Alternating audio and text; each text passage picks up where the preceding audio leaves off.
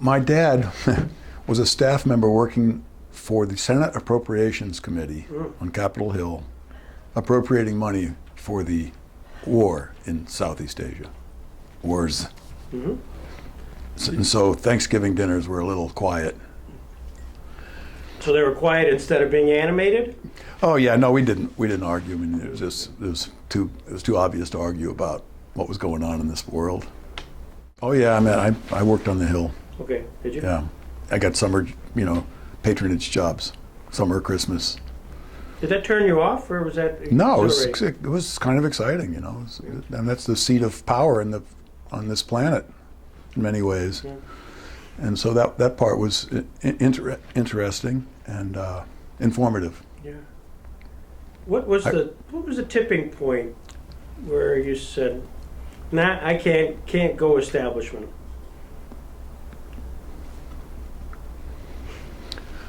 I guess the draft board physical turned on a lot of lights for me of understanding what the depth to which our country had fallen. What was your number? Do you remember? I don't. 188, in case things you remember as a... Right. I believe I was in the 180s too. Yeah. Choice is open to us. Yeah. We could adopt the clergy.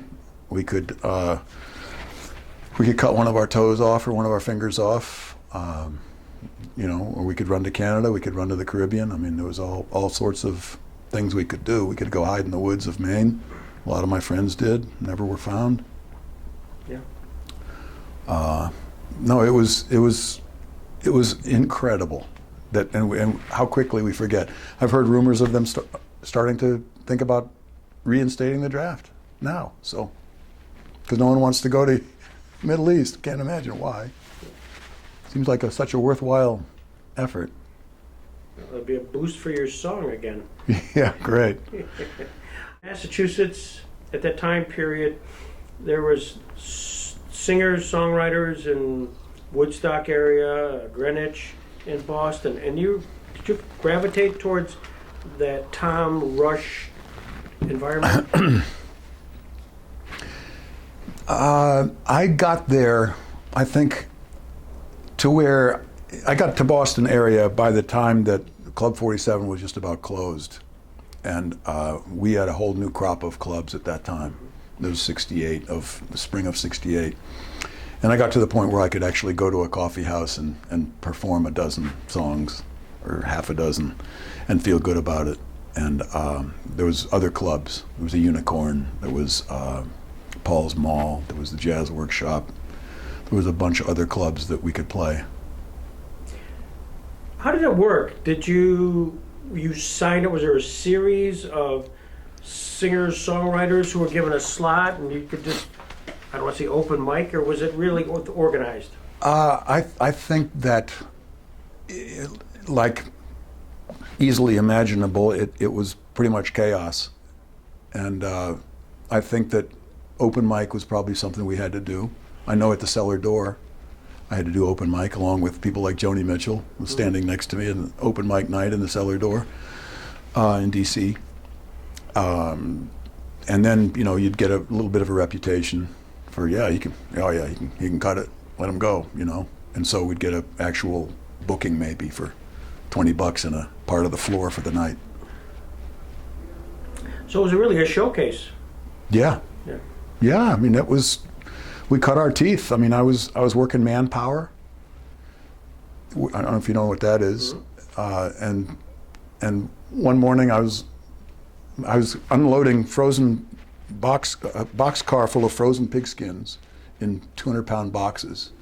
And on the other end of the box, through the fog and the mist and the snow, was Loudon Wainwright. Yeah. And so we laugh about that yet, about how had both came from sort of privileged backgrounds, and here we were wanting to live that life and wanting to understand what that struggle was like, and it served us both really well. How does one determine you're a terrific singer, songwriter, but at the same time, you're on the road. I mean, you perform. That balancing act of from being in the studio or being in a place where you're writing to the point where you got to go on the road to, I guess, I don't know, keep your name out there. Is that a difficult decision to kind of balance everything? Of course, it's been a lifelong challenge to create and maintain the balance between having a life and having a career. And I see so many of my friends veering one way or the other. And it's very difficult to go down the middle of the road at that. And each one pays for it. Each side of that equation pays for that lack of complete commitment. But from an artist's point of view, and when you're interested in creativity and self-expression, you can't have one without the other. I mean, I don't think you have to have a life to write about. You have to have interests. You have to have passions and proclivities to to write about. I think because it informs and enriches the artistic process, and I think that I'm in my fourth marriage, and finally married a complete adult, and that's really wonderful. But it takes its toll on a person's personal life to be all about me. You can share a life together, and I've raised a couple of stepsons, and I've had a couple of daughters early in my life, and we're still now sort of catching up on the years that I missed and that they missed with me. But there's a price you pay for that strife for balance. But I think it's done me, all in all, if you look at the bright side, I've done pretty well with that balance, and I feel really great now. I'm healthy and happy and productive, and that's all makes me glad and energized about going on. People who influenced you along the way, how much you answer that? I've never tried to copy anybody. I've never emulated anybody. I know I've never even occurred to me to do that, but I've been inspired by so many of those who've gone before and are still out there. James Taylor, for instance, is still out there and still the guy. I mean, he's still managed to make the right decisions for his career and the right decisions for his music, and managed to stay vibrant in his songwriting and his talent and his dedication to his art. People like that, and before that there was Otis Redding and James Brown, speaking of Prince, and Ray Charles was big in my lexicon of people to just be, just admire so much, just what he went through and how he applied all the negativity in his life and all the challenges that he had from so many areas into his music. And that's what, to me, this is all about. Every time I would be hungry in the 60s or be out of work or have to do manpower or wonder why I wasn't playing this gig or that gig, everything that was bad, every time I get beat up by the pro-war people, every time I'd have to fight my way out of a club with my mic stand, every time I'd have to endure some sort of horrible physical, emotional punishment of some sort, I got through it by reminding myself and encouraging myself that it was going to give me more soul, that it was giving me more soul, giving me more depth, more real estate to build my house on. So you and Sandra are driving across 86 today. Yeah, it's beautiful. And even on a gray day, it's just beautiful. It really is. We loved. I could hardly drive. It was great. What were you listening to?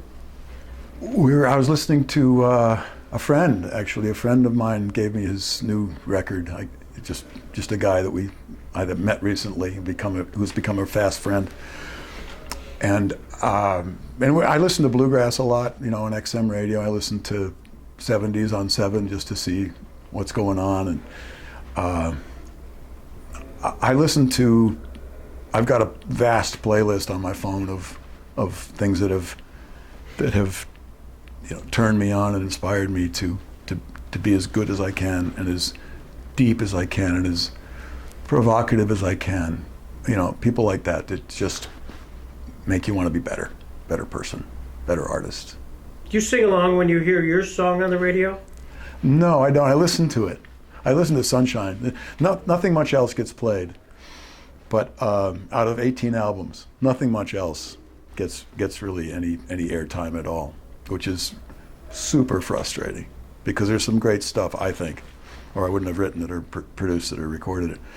But no, but I listen to how that thing rocks. I mean, I was in a radio station recently where they were playing the vinyl off the album of Sunshine, and wow, there was beautiful speakers and everything in the studio, and it rocks. It just has a groove. It has a spontaneous, sort of aggressive little groove with a Martin guitar.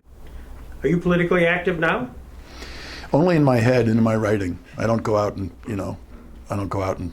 protest because there's no place to protest. I was involved with the 1% business, the Occupy Wall Street. I was a bit active in that to the extent that I could be, but that was bulldozed into oblivion as well. You had your first annual farewell tour, which I thought was the funniest name ever. What was the inspiration behind it? It's just a great name. I don't know if I was the first one to come up with that, but I thought it was great. I was threatening to leave the biz and go do something even more creative and more fun. Take advantage of my art background and just do some more stuff with my hands that didn't involve traveling. Because as Dan Fogelberg said, the audiences are heavenly, but the traveling is hell. Yeah. It really isn't. It hasn't gotten any easier. The traveling, the audiences are even more heavenly now than ever. So I'm loving that part of it. I decided to name. I was going to go away for a while and think about how I was going to interface this new paradigm of the music business that didn't involve commercial radio, because if you're over a certain age, I think the age is 11, they won't play you. They just won't play you. I mean, if you're a country music station and you will not play Dolly Parton because she's 50-something or 60-something, and she wrote the book. She wrote the book on what causes you to sit in front of that mic every day and play the pap that comes out of Nashville. If you can't play a person like that, or Merle Haggard, or you name it, because they're too old and their music isn't auto-tuned, they would never do that. There's something wrong. There's something wrong with that picture. It was called Back to the Future Tour, and Okay. It was I don't know, we were out for maybe 4 or 5 weeks with it, all over mostly the eastern half of the states, and it was fun. We each had, I think, maybe 15 or 20 minutes, and Don McLean had 45 because he's Don McLean.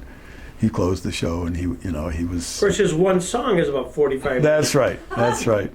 He got double royalties for that the whole time it was on. Really? Yeah, because it was a double song, but it was really fun. I mean, I love those guys so much. Al Stewart and Jesse Colin Young and whoever else was on that tour. We had so much fun. Tom Rush was on that tour, yeah. and he and I have been buddies since the '60s. Did you have a good Tom Rush story? Yes, but it's not suitable for public dissemination. It's just not suitable. You're working on your autobiography, and you're working your way towards the conclusion, which inevitably is a reflection, legacy, my career in retrospect. What are you going to be saying in those last few paragraphs of your autobiography? Well, you'll have to buy the book. In fact, you could buy a box of them. It'd be great. Yeah. No, I don't know. I don't know. Just like I was saying earlier, you know, how the trajectory of my career has really paralleled my generation, and I'm so grateful to have been raised with my ear on the transistor radio in the 50s, and my, you know, love of all those Buddy Holly and all those great people that went before that paved the way, and were so innovative and spontaneous. Just, you know, those records were made in minutes, just absolute minutes. Okay, next, that's great. Yeah, we'll call you. Great. Next act, bring them in here. Yeah. And then hustle, they'd come in and hover around a mic, and that would be the record. I mean, those were magical times, and I'm so glad to be a witness to that. What do you hope to accomplish tonight? If there's when the last song is done and everybody's giving you a standing ovation, what's the walk out the door? They walk out the door and they say, "This was amazing," because what would the fill in the blank be? Because he gives it up, even on a crazy show that's part talk and part music. And it's 8 songs. I mean, I usually play 3 hours. So, you know, I like to inspire and inform and entertain, and that's pretty much where I'm coming from. And if people can walk out humming a tune or two, or thinking about something I've said or sung about, that's a win. I am so thrilled. This is terrific. Thank you. Thanks. Thank you, Sandra, for making this possible. Thank you, Greg, for you know, for helping us promote live acoustic music out here, because we sure appreciate it. Well, it's terrific on all fronts. So enjoy.